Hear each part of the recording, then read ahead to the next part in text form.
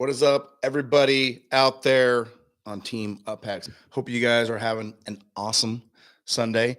I wanted to jump on real quick and share some stuff that I was talking about this weekend at the final seminar I did for my agency. For those of you who are maybe new to the channel, my name is Sam Carlson, one of the co-founders of UpHex, which is a software that automates media buying or local lead generation for local lead generation agencies. And because of UpHex and its growth and all this kind of great and exciting stuff, I've recently merged with another agency. I also own an agency, so those are two separate companies. I also own an agency that merged with another agency called Grow Local. So my role in the agency is now sitting more on a board of directors and giving my advice and suggestions on a more limited basis. But I still had some obligations that I had committed to earlier in the year to come and speak at a seminar that is held by a company that I've got a really great relationship with. They've got an amazing device, and I wanted to come in and thinking about my very last seminar, I wanted to shake things up and do it a little bit differently. So I want to tell you guys what it is that I told a room full of doctors this weekend in Houston. And I will say, as I was going into the weekend, I was thinking about my presentation. And previous presentations I've done at this seminar, the slides have been anywhere from 60 to 100 slides. Take up a lot of time, teach a lot of really good stuff, but do it in webinar fashion so we can pitch, some kind of offer stack at the end. In fact, I didn't even really pitch an offer. We got a bunch of new customers, which is kind of hilarious. But I didn't want to do that again. And so what I did was I sat down and I thought to myself, if this was going to be, because it is, my very last seminar, the very last time I speak and present to a group of my agency customers, what are the most important things that I would want them to know? So that's what I'm going to tell you here today. So I came up with 3 core things. Now there's a lot of other details we can, in the agency game, we can get super complicated, but I have really boiled down the success that my top 10% of clients have really focused on to make them win. So went in, instead of 60, 70, 80 slides, I had 14. Okay. And in fact, I had a premise like this when I gave the presentation, and I told them, I said, this is my song. This is my last presentation I'm giving. And so I'm giving you guys the only things you need to worry about when you're marketing your practice. So let's jump into them. Okay. So there are 3 things. Thing number 1, and the way I did it and the way I'm going to do it with you guys is I tried to encompass these ideas in a story. So the first story was a story about a fishing captain that I was told by an amazing, like the best advertiser who ever lived. He's still alive, Gary Bencivenga. And that is the story of Captain John Raid. I've talked about this deep in my channel, I've talked about it even in Lead Gen U. So it's in there, but it hasn't been discussed as much as I think it should be. So the story goes like this. Back around the turn of the century, there was a fishing captain named Captain John Raid. And imagine in your mind a black and white picture of a single old guy in a wooden boat going out with a hook and reel. Okay, so this guy really had a fishing pole. He had several, but he fished with one at a time. And where all of the fishing captains in his area, this is up by Nantucket over on the northeast of the U.S., a really rich fishery that a lot of the best captains in the world would fish from. Those captains, however, would use nets, would use drag lines, would use all of the technology for the time, all of the technology to get their weight in commercial fish per week. Well, John Raid did it with hook and reel. And so if you ask any captain in that area, who's the best captain? Who is the best? without a doubt, they would all say, "Oh, John Raid. John Raid's the best." And so when he retired, he got interviewed, and you can Google this. He got interviewed by um, a reporter in the local area, and she said, "John, you're retiring. What's your secret? How were you able to be so successful with such primitive technology, really?" And he sat and he thought, and he said, "When fishermen go out to fish, they think like fishermen. When I go out to fish, I think like fish." Okay. And now let that sink in. The whole idea of advertising and of marketing is to think like a fish, or in other words, our default setting, the way our brains work, is to think egocentric. We think about us. This is why you hear phrases like "sell the hole, not the drill." We are programmed to sell the drill. We want to talk about our thing. We want to talk about our lives. That's how we are programmed to exist, to survive. That's not how advertising works.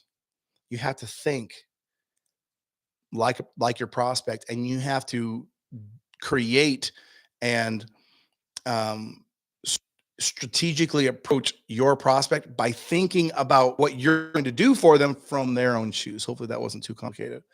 Right. So thinking like a fish. And this was the first thing I told to these doctors, because I said, listen, there's a room full of you doctors. How many of you, by show of hands, have ever had an agency put an offer in front of you that you thought would would cheapen your services, or that you thought you were going to lose money on the front end? Raise your hand. The entire room raised their hands. And I said, that's because you're thinking like you're fishing, not like a fish. That's why that is the starting principle of all advertising, is to think like a fish. All right. So that's principle number one. And you guys, as you're building your lead gen agencies, as you're building your library of templates using UpHex, you got to think like a fish. And the more you think like a fish, the better your results are going to be. All right. So that's thing number one. Number two,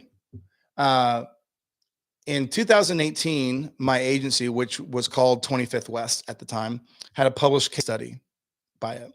And that published case study was cool because it's a feather in your cap. You can't reach out to Meta and say, "Will you do a case study on us?" They have to reach out to you. And so they reached out to us and they said, "Hey, we like what you're doing here for this chiropractic clinic. We want to publish your results.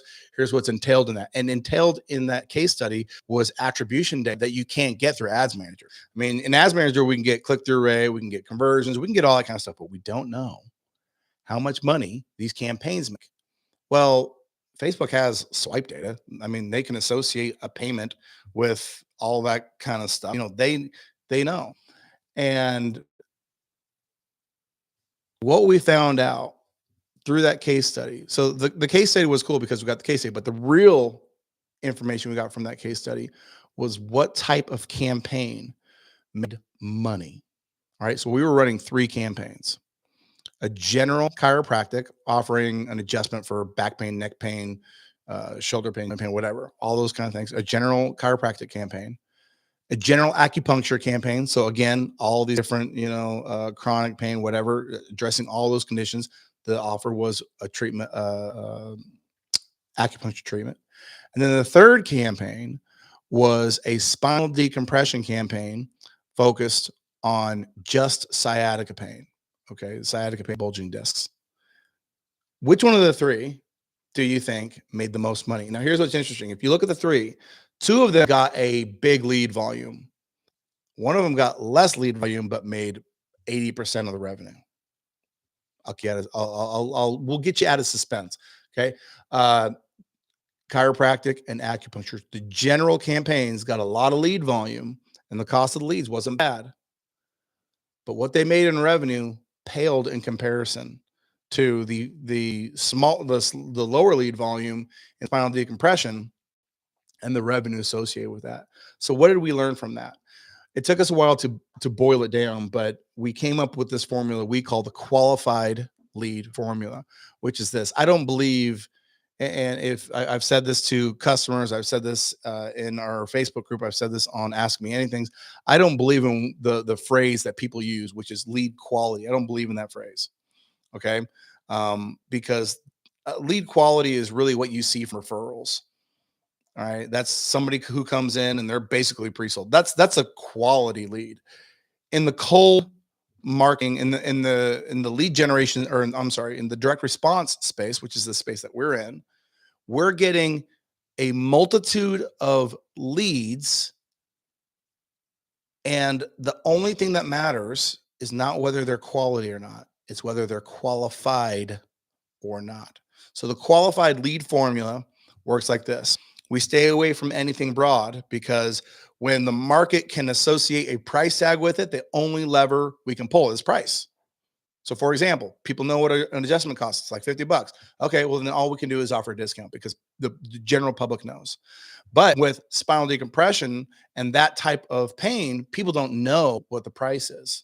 So all of a sudden, we go into this decommoditized zone, or this niche zone.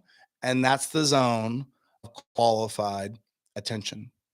Okay. And so that's where we want to be. So to this room full of doctors, I said, listen, your core services might involve chiropractic adjustment. And by the way, just apply the same thing to your agency, to your business. So your core businesses might involve services that are not included in your marketing. But guess what? That's okay, because you can get those core services added on to your specialty services. But if we want to scale attention that is going to monetize at the right rate, we have to start with qualified, not commoditized attention. That's number two. These are the most important things that if you do nothing else, think like a fish, qualified attention. That's the most important thing. Then the third thing is this, and this is my most favorite testimonial story, case study from my 8-9 years in the agency game, is a story about a doctor named Ray Peavy. Okay, this was the last story that I told this weekend. I told it for a very specific reason, and it's a reason that breaks people's brains for good. It fixes a problem for good. So if you remember none of the stories, remember this one, because it kind of encompasses all of the previous stories in the single story. So Ray Peavy came to me in 2020 in the height of the pandemic. His practice was in California. So businesses all across America were struggling, were shutting down. But in California, because of the political pressures and all the kind of stuff that's going on there, it was even worse. And so Dr. Peavy, who having been in practice for 30 years, saw his chiropractic and integrated medical facility go from, I think it was like 180 visits per week down to like 80, and falling. Like he is where he was at when he spoke to me. So maybe 4 or 5, 6 months into the pandemic, his practice is really struggling, and he hears about my agency Patient Stream at a conference, and he reaches out to me, and in the demo call, he tells me what's going on. And what's going on, I mean, for me as an agency, I mean, how many of us agencies want to have customers who are throwing Hail Marys? That is not a winning recipe. Or in other words, we're there to save the day, because Facebook ads and what we do, it's not a vending machine. You don't just put me in and boom, you're successful, right? It's a cycle. It's a process. You install the system, they learn how to use it, they go through a cycle, and they improve through every cycle. And then, after some time, they're crushing it. If you can get them there. So when Dr. Peavy came to me and he was effectively desperate, man, that's just a red flag for me. So I tried to get him not to buy. Our services, but he bought it anyway. And he kind of went unnoticed by me for several months. And then one day I started to get a ton of referrals, a ton of docs just coming in and being like, whoa, we want to buy your services. I'm like, what is going on? Well, come to find out, Dr. Peavy had shared his testimony and his results of his marketing in Facebook group, and we kind of went viral, and it was awesome.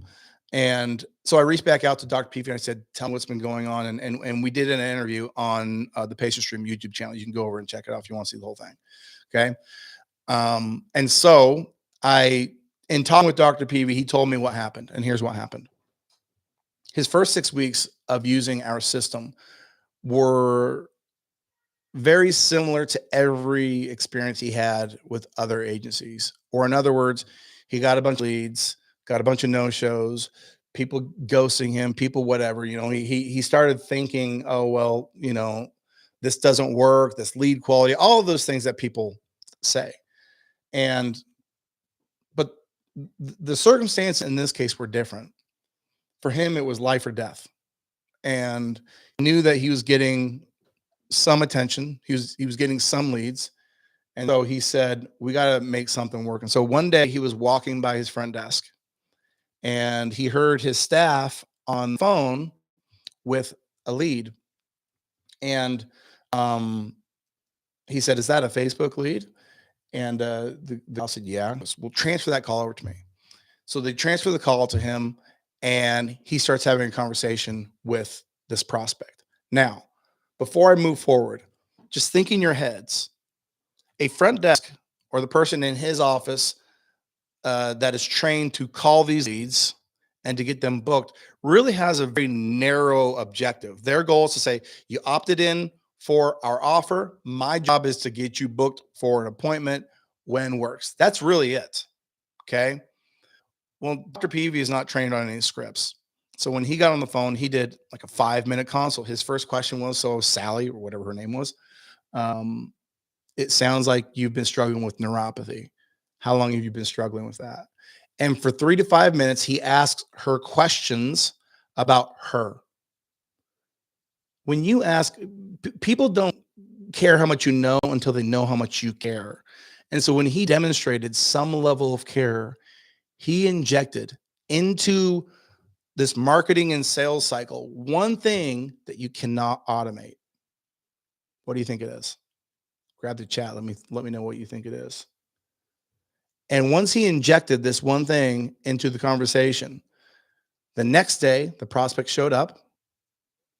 The following day converted into a $4,500 care plan, which is $4,500 of revenue into the transaction. And he said, I don't know what just happened, but we're going to install this 3 to 5 minute consult for every single lead moving forward. And over the next 2 months, they doubled their practice. They doubled their practice. And here's a little secret. We didn't change one thing on the targeting. We didn't change one thing on the ads. It was the exact same campaign, everything.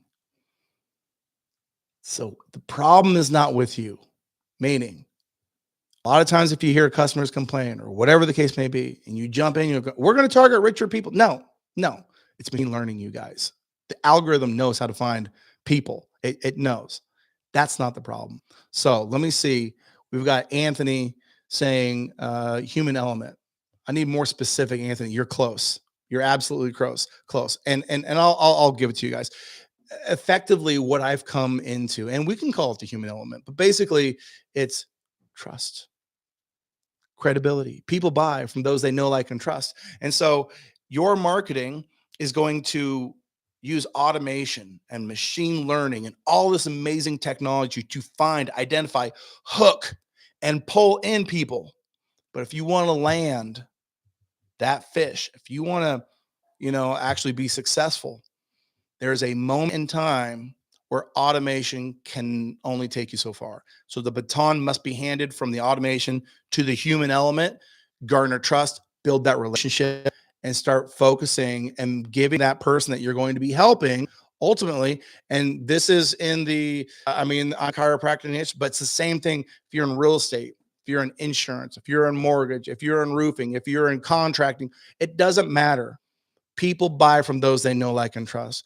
Those are the 3 things. Think like a fish, qualified attention only, and build trust. Know where to inject trust into the sales cycle.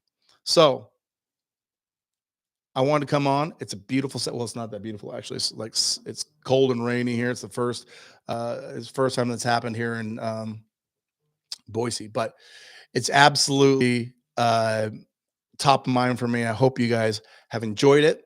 If you are not in our Facebook group, the description section below has a link to that Facebook group. We would love to have you as part of the community. This is the kind of conversations and the kind of things that we do. We hold weekday classes Monday through Friday where you can learn about Highlevel, you can learn about UpHex, you can learn about agencies, you can learn about selling, you can learn about strategy, you can learn about offers, you can learn about all that great stuff. We've got a lot of great resources. So check the description section below, join our community, participate, grow with us, and I'll see you on the next video.